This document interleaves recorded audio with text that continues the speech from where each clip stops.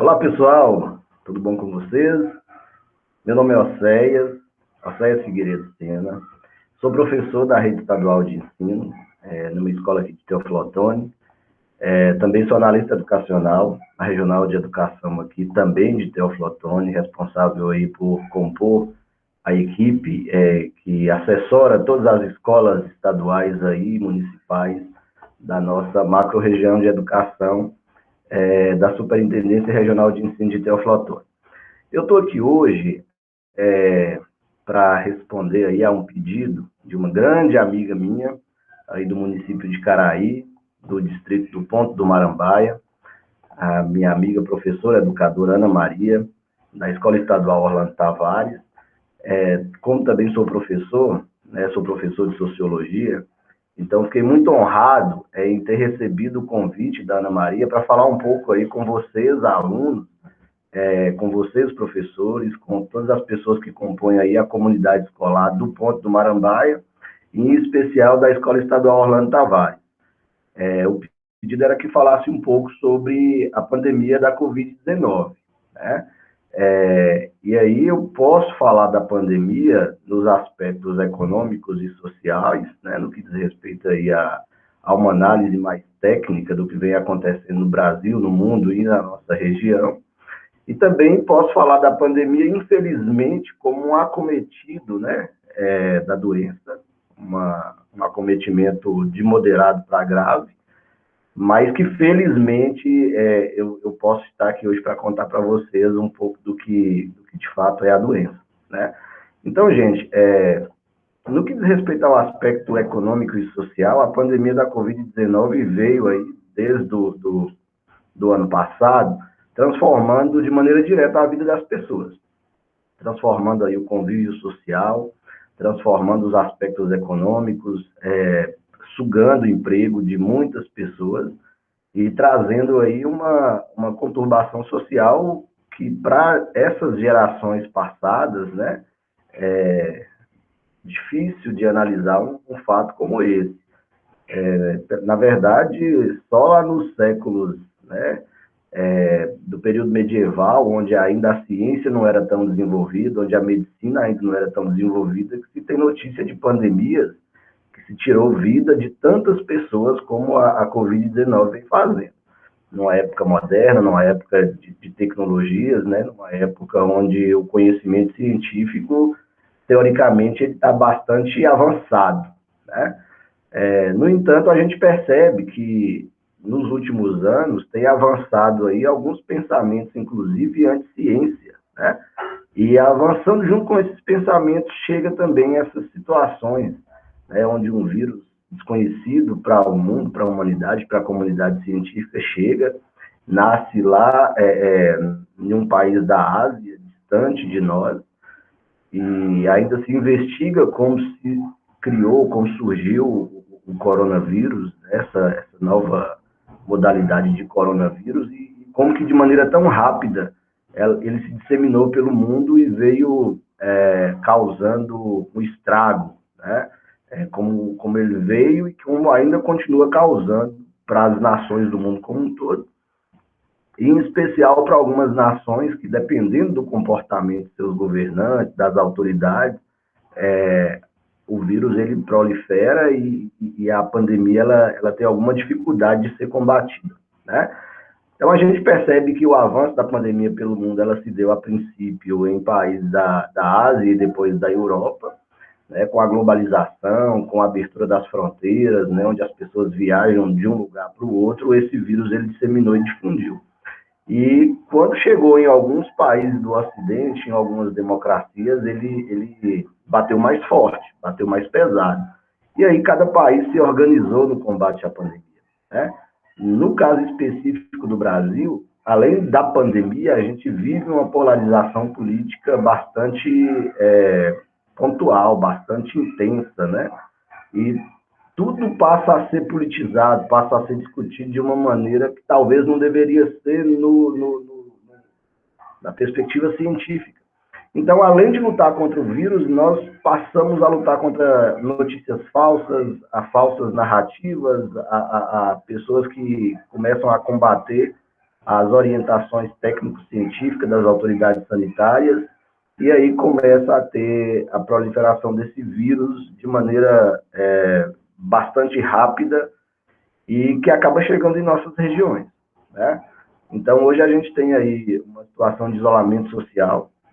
Algumas pessoas conseguem cumprir o isolamento social, outras não, né? Algumas pessoas têm possibilidade de fazer teletrabalho, de ficar de casa, né? De continuar tendo o seu salário né, intacto, vamos assim dizer. Outras, e a grande maioria, né? E aí, quando a gente vem para a nossa região, que é uma região carente, né, uma região que não tem tanto emprego, não tem tanta indústria, as pessoas dependem de maneira direta do trabalho no comércio, do trabalho na lavoura, de estar no dia a dia buscando o pão de cada dia, a pandemia bate mais pesado, né? Bate mais pesado porque, além do vírus e além da possibilidade de adoecer e ir para o hospital, você também tem aquela possibilidade de não ter o que comer no dia seguinte. Então, o governo ele acaba falhando no sentido de não garantir para uma população, primeiro, uma política sanitária, né, e de imunização rápida, e que acaba tendo a condição de vacinar todo mundo rapidamente. Também falha naquela perspectiva de disseminar o que é o correto, que é o uso da máscara, do distanciamento social, do álcool gel, e também falha naquele momento em que as autoridades deveriam garantir à população que não tem condição, que perderam renda, de ter um mecanismo de se sustentar durante um período onde o isolamento deve ser cumprido. Então, o auxílio emergencial, ele chegou, ele esteve aí, mas ele deveria ter chegado junto com outras políticas públicas que, agregadas, a gente talvez estaria combatendo essa pandemia com mais eficácia. E aí o tempo foi passando, né? O primeiro isolamento social talvez não surtiu tanto efeito, os recursos que o país tinha para poder bancar um determinado auxílio emergencial, ele se tornou escasso, a população continuou tendo que sair para trabalhar e buscar o pão de cada dia, então a doença está aí, hoje matando uma média de 3.500 a 4.000 pessoas por dia, né? Todo mundo está vendo o tempo todo no noticiário o que vem ocorrendo no país. Então, assim, essa é a visão política, é a visão social e a visão econômica, de maneira bem resumida. Não estou aqui para também falar que minha opinião está correta, que minha opinião é a única válida, pelo contrário. A gente ainda vive numa democracia onde o debate é importantíssimo para garantir, inclusive, o direito de expressão, né? Lógico, sempre dentro do limite da lei.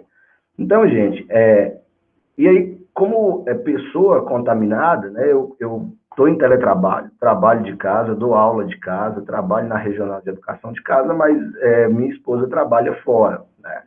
Então, mesmo tomando todos os cuidados, mesmo mantendo distanciamento social, usando máscara, usando álcool em gel, em algum momento o vírus ainda chegou aqui em casa. Não sei se foi por ela, não sei se foi, às vezes, alguma compra que a gente fez no mercado, que veio com uma sacola contaminada, não sei se por um motivo ou outro, né? E aí tem várias situações de contaminação, a gente descuidou e o vírus chegou aqui em casa, e o único que teve sintomas, né, de moderados para mais graves fui eu. No primeiro momento eu senti uma ausência de paladar, que é um dos sintomas clássicos da Covid-19, mas sem nenhum tipo de sintoma mais patológico, como febre, dor de cabeça, não senti nada disso a princípio, né? E aí, com o passar dos dias, eu senti a necessidade de fazer o exame, ou de ter a confirmação e o diagnóstico da doença, porque eu tenho pais que já são idosos, e nesse sentido eu não poderia frequentar a casa dos meus pais, que moram próximos à minha casa, mesmo que a gente está em isolamento social, mas como é um convívio diário, naquele momento era um convívio que a gente achava que não teria problema. Como de fato eles também não tiveram contaminação, os dois inclusive já tomaram a primeira dose da vacina, estão aguardando a segunda dose. Mas enfim, voltando ao assunto da minha contaminação. Então, eu fui ao hospital, fiz consulta médica, né, aguardei aí o resultado da consulta em si. O médico falou para mim que provavelmente eu estaria contaminado com a Covid-19, porém não carecia naquele momento fazer exame, porque não tinham atingido ainda os 10 dias dos sintomas, para a gente ter um exame com alta precisão, mas o médico já de imediato passou uma medicação para tomar. Não é aquela medicação de tratamento precoce, porque eu já estava contaminado, né? Também não vou discutir a eficácia do tratamento precoce com aqueles remédios mais clássicos que algumas pessoas receitam, né? Acho que cada médico ele tem o conhecimento, ou deveria ter o conhecimento técnico em saber qual é o tratamento adequado. Mas mesmo com aquela medicação que foi me passado, que era corticoide, anti-inflamatórios, né? O engraçado é que com o passar dos dias, depois de 2 ou 3 dias, o sintoma mais clássico da Covid-19, que é a insuficiência respiratória, começou a ficar muito presente. Fui no hospital mais umas 2 vezes depois da primeira ocasião. Os médicos sempre me acalmando, dizendo que era normal, e me pediram um exame de tomografia. Eu fiz esse exame de tomografia e consegui mostrar ao médico, e quando o médico olhou, aliás, uma médica, na ocasião, ela olhou meu exame e falou que o nível de comprometimento era baixo, né? Mas ela ia me pedir novos exames e pediu que eu aguardasse em casa. Então, depois de mais um ou 2 dias, né, tomando medicamento, aguardando em casa, a falta de ar começou a ficar insuportável, né? E aí chegou um dado momento que eu fui para o hospital junto com minha esposa e falei para o médico no próprio atendimento que se ele me mandasse voltar para casa novamente, eu preferiria dormir no banco do hospital, porque eu precisava tomar oxigênio, né? A gente já sentia aquela falta do oxigênio. E aí o médico que me atendeu de maneira muito gentil, ele falou para mim, não, você vai dessa vez ficar internado. E aí eu fui internado na enfermaria, naquela ocasião não tinha vaga na UTI, e aí comecei o tratamento com oxigênio, comecei o tratamento com os medicamentos que já são padronizados na internação da Covid-19. O médico, o Dr. Madison, que é o médico do Hospital Filadélfia, no qual eu fiquei internado, que também coordena a UTI do mesmo hospital, ele é um médico extremamente humano, que no dia a dia acompanha seus pacientes, mesmo os mais moderados, os mais graves, os intubados, conversa diretamente com a família de cada paciente, dando um feedback importante. E aí eu tive a possibilidade de ficar no quarto de enfermaria, junto com mais, naquela ocasião, passou por ali mais uns 4 pacientes em rodízio, né? Porque o nosso quarto cabia 4, então acho que eu entrei, depois saiu, depois entrou mais gente. A gente teve um excelente atendimento da equipe de enfermagem, da equipe médica. Todos os que passaram pelo aquele quarto que eu passei tiveram alta, né? Chegaram com sintomas bem aguçados da Covid, ou tosse, ou falta de ar, mas com nível de comprometimento do pulmão moderado. No meu caso, eu fiquei 10 dias internado, tomando medicação, tomando corticoide, tomando soro, tomando injeção de anticoagulante, tomando antibióticos. E esses 10 dias foram 10 dias de muita incerteza, né? Principalmente nos primeiros dias, porque a doença é uma doença misteriosa. Você não sabe se você vai melhorar, se você vai piorar, se você vai ficar estável da forma como você entrou. Eu fiquei com muito medo no primeiro dia e no segundo dia também, porque eu já não conseguia ficar mais sem usar o oxigênio. Quando eu ia no banheiro para fazer minha higienização ou para usar o banheiro, né, para fazer as minhas necessidades, eu tinha que voltar rapidamente, porque eu já voltava sentindo falta de ar, já ligava o oxigênio, porque o oxigênio não me acompanhava até o banheiro, da cama até o banheiro. Então foram 2 dias de muita incerteza, né? É lógico que a gente não externa isso para as pessoas, sobretudo para a família, porque a família também tem que ficar tranquila em casa, né? E aí, a partir do terceiro, quarto dia, eu percebi uma melhora, né, na minha saturação, uma melhora na minha respiração. E aí, comecei a me alimentar melhor, o acompanhamento médico e da equipe de enfermagem também sempre em tempo real, o tempo todo ali próximo a gente. Então, eu consegui recuperar rapidamente, né, a minha capacidade respiratória. Lá pelo 6º dia, eu já não usava mais o oxigênio. E aí eu só fui recuperando cada vez mais. O médico, ele pedia exames, né? Exames todos os dias, um exame de gasometria que era dia sim, dia não, um exame bem evasivo, que busca o sangue lá da sua artéria do pulso, uma artéria mais profunda. E aí, acompanhando esses exames, o médico chegou em dado momento que resolveu dar alta para mim, deu alta para um outro amigo, né, que também estava internado e que entrou junto comigo. E ficaram lá mais dois amigos meus que depois eu tive notícia da alta e da boa recuperação.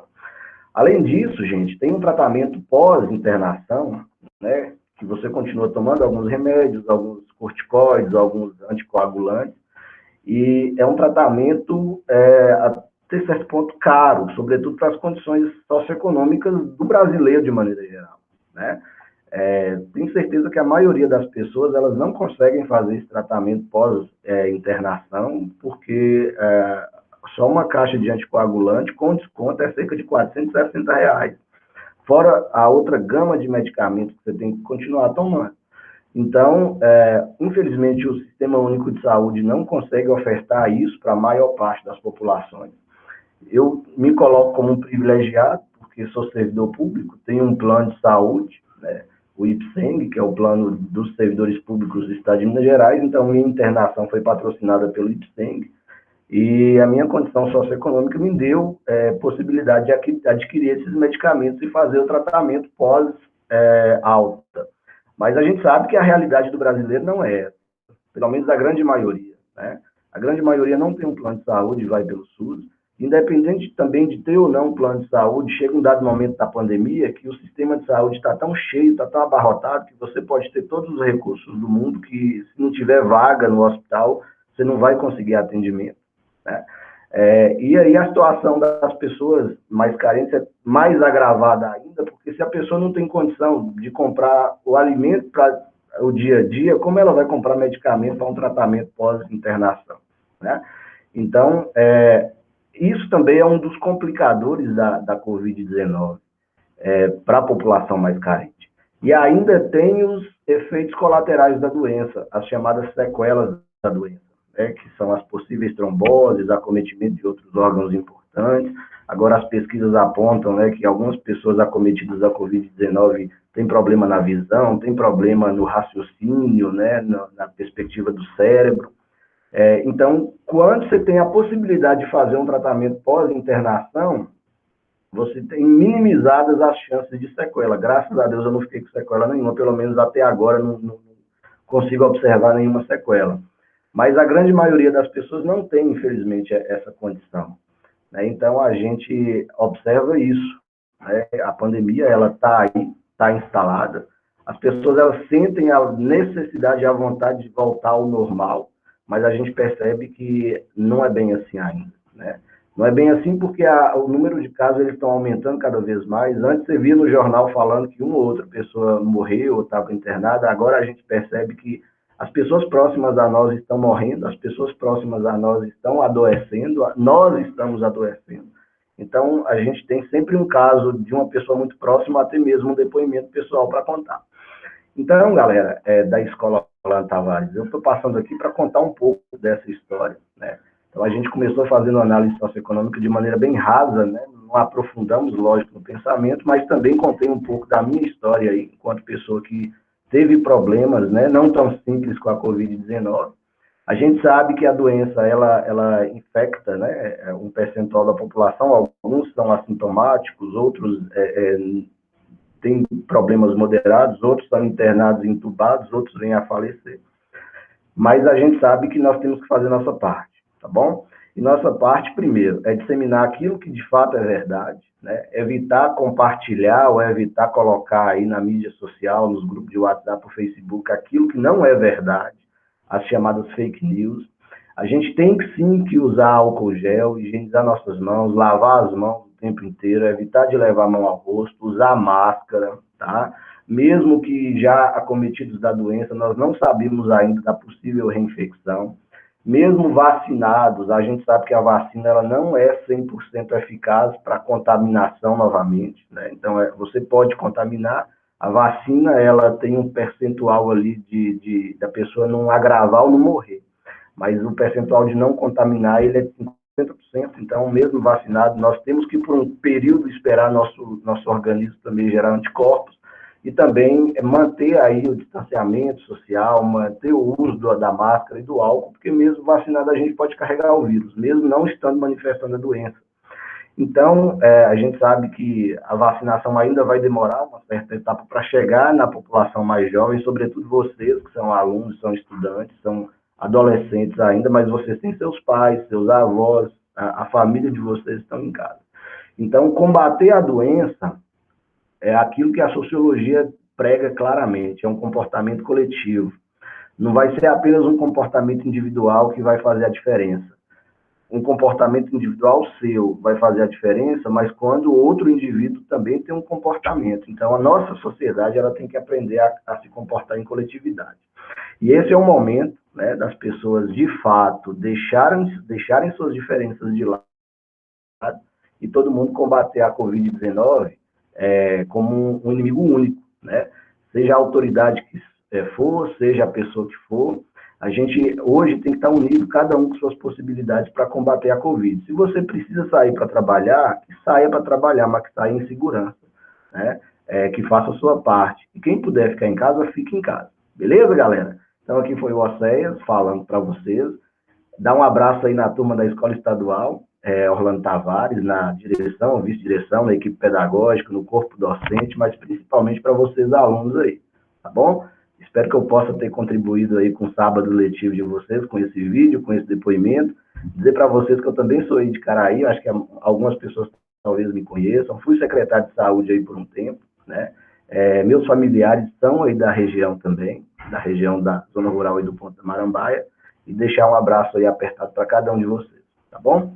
Abraço a todo mundo, fiquem com Deus aí.